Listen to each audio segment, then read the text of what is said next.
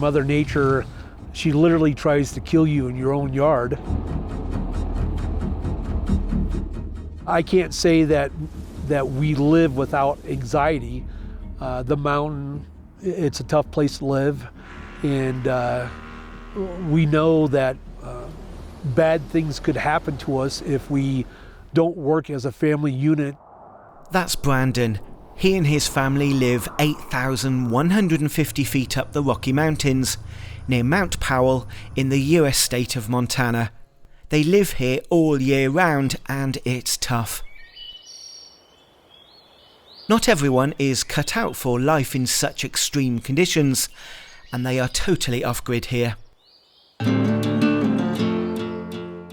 The Victron has had quite a life up here, and it's running fine. And our whole life revolves around it.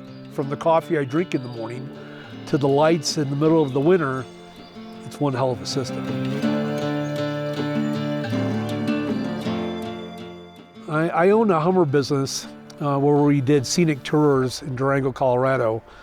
And when I was doing the Hummer business, I wasn't gaining a lot of wealth, but it was the happiest I'd ever been with being with people that were not used to being in the mountains and taking them on excursions up to Silverton, Colorado, and up into the high altitude mountains.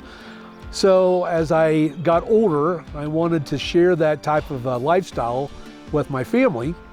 In a place like this, I thought would be a lot better than raising my children in the city.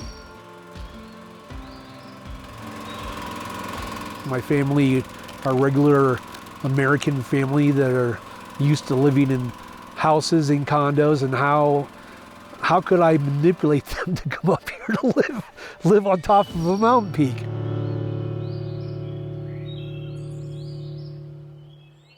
It turned out that this property existed. We put some money down, but we couldn't get up here. The snow was too deep, and it was early May, and we tried to hike up here, and the snow would give out underneath us, and we tried to borrow snowmobiles, and nobody at the time could loan us snowmobiles for late season because they were afraid that we'd lose them up here.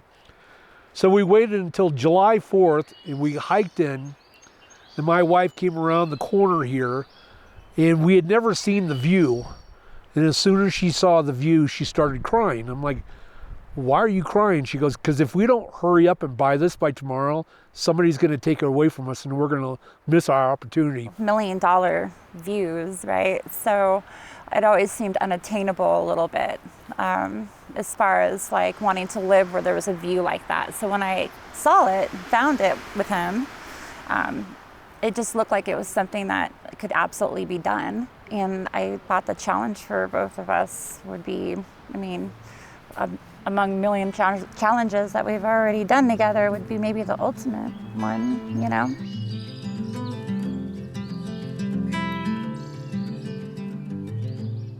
We barely were functionable by the time the first snow hit. So there was a 3-inch storm that was predicted. It came, and it turned out to be 3.5 feet in a matter of like 2 hours. When the snow came deep enough where it was covering those tents right there, that was a bit, yeah. So that was timed for us to actually game on, like get out and start shoveling quickly. I keep the fire going, and I also feed the dogs, make sure they're happy. There are 7 dogs, and they're Karelian bear dogs. They're meant to protect us, and they keep all wildlife away. If living on top of a mountain all year long wasn't challenging enough, Brandon and his family has a bold plan to evolve their future business. We had the property, but we had a lot of anxiety of actually living in these conditions. So we wanted to do everything in stages and do it slowly. And we went from not knowing what's going on to digging in and making it through. But in the long term, of course, we're going to have a bed and breakfast that we're going to build out of earth ram construction. And then on the other side of the valley, we're going to have a tiny house community that overlooks the valley that will have rented structures for backcountry skiers, cross-country skiers, and snowmobilers, hunters, and people that just want to get away. We're going to have a restaurant up here that's independent from the bed and breakfast. That'll be a 4, 5, 6 table restaurant for our visitors. The person responsible for running the restaurant is Brandon's 18-year-old daughter, Alea. She's currently working and learning her culinary craft in the nearby city. So when you come into Montana, the best thing you're going to think of is like walleye, trout, elk, moose, because those are things that are mostly found in wild in Montana. A really good thing about having a small restaurant is that service would be extremely fast because there's not as many orders, and that's what people would want. Not only are they getting something fresh and hot, but they're also getting fast service so they can quickly get back to what they want to do.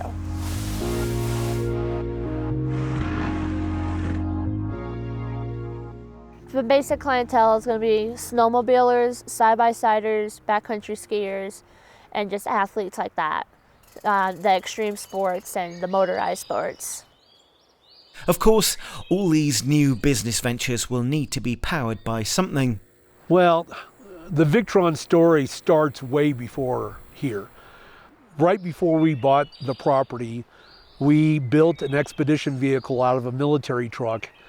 And I was trying to figure out how to make this homemade expedition vehicle more livable. And I came across Victron at a marine sales department on the Oregon coast. So I started studying about Victron approximately 3 years or 4 years before I came to this hill.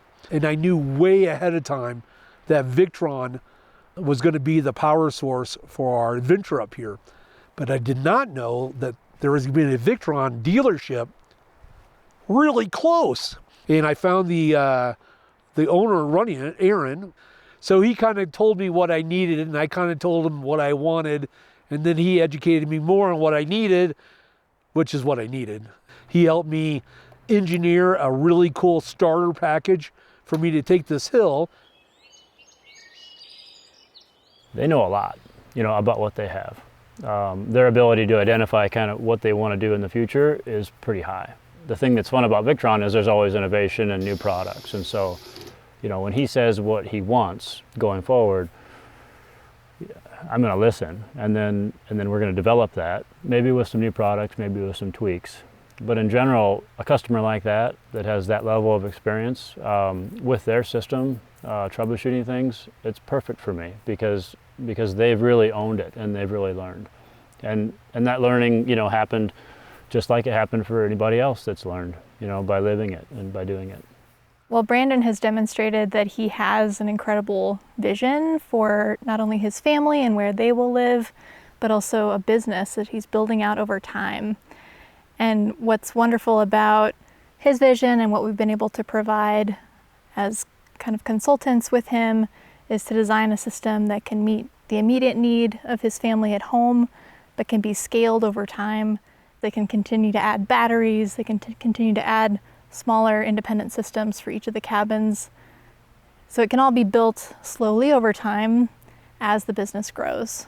As we add our dwellings, our restaurant, our bed and breakfast, our shop, our garage, our drone helipad, our solar array for our electric snowmobiles, I can expand either through wind energy or hydro or solar, and Victron was the only choice.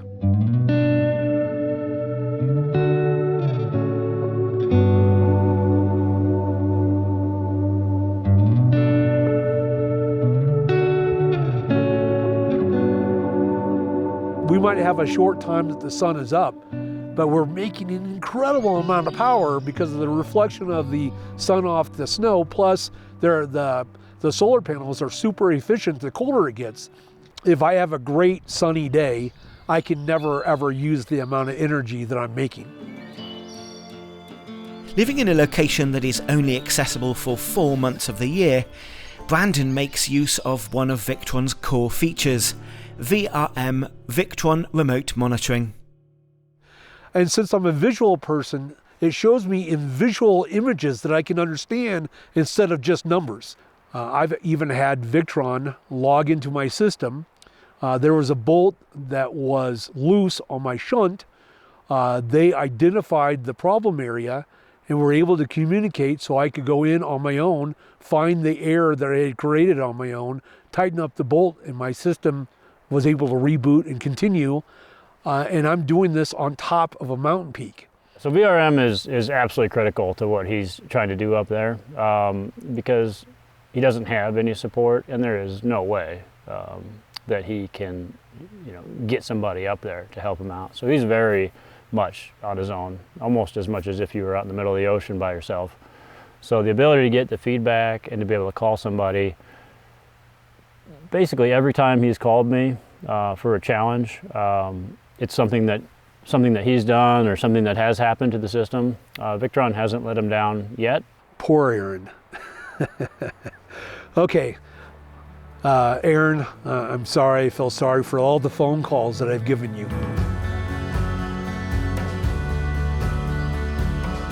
My systems, as the years go by, is going to grow, and I think that the Victron system is always going to be able to be multiplied where it outgrows what I use, always.